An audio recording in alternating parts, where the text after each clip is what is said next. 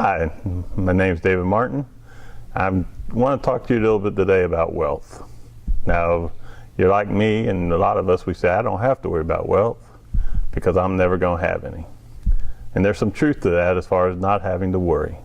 Because God has said, I will provide. I will give you all that you need.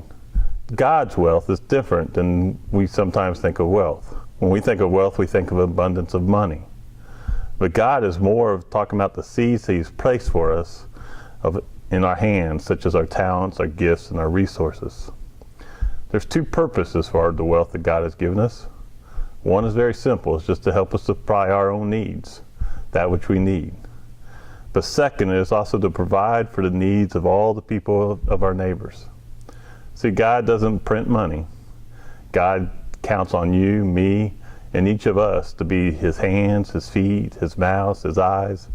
God counts on us to provide for those who are in need. Now, one of the reasons I sometimes think we don't realize our own wealth is because we only see the fourth string. Now, let me explain what I mean by that. There's a famous violinist by the name of Ixtoc, and the first name is, I've just butchered, but Mr. Perlman. He is a world famous violinist and was playing in New York City at the Kennedy Center. Now, as a young child, he was struck with polio. And so when he would come on stage, it was a struggle for him to come out there. There's a story of him playing there in November of 1995. And towards the beginning of his concert, they said that he was starting to play, and about a minute or so into it, you could hear a pop. And the whole orchestra stopped and everybody stopped. And what is unmistakable what had happened. One of the strings of his violin had busted. So everybody was just figuring we now have to wait for him to change strings. So he told the conductor to go on. And he continued that piece playing with only the 3 strings he had.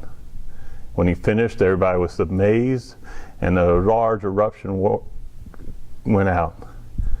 When he got everybody's attention, says sometimes the true artist has to play with what he has left.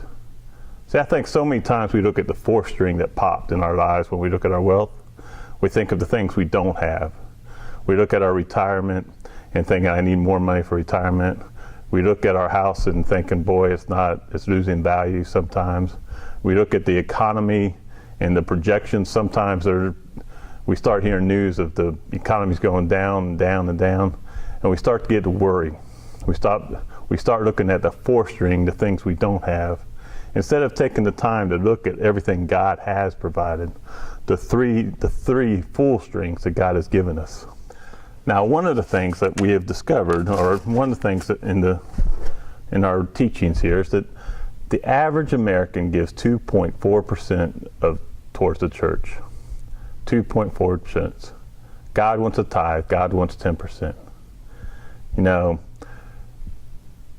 an interesting thing I read this week is that when God, oftentimes we say, well, if you just believe, if you just say the words, I believe in Jesus Christ, that when you go to heaven, that'll be your second judgment.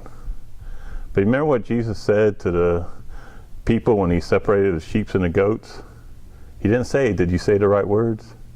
He said to the sheep, when you saw me hungry, you fed me. When you saw me naked, you clothed me. When you saw me in prison, you visited me.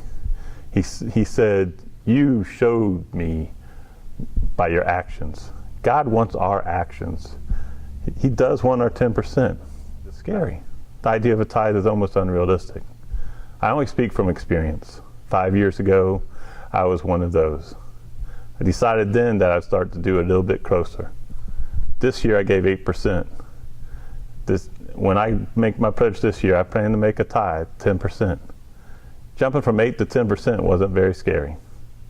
So what I encourage is everybody to give, to sit down, decide what you're able to give. And then once you make that decision, trust God that He will help you fulfill that commitment.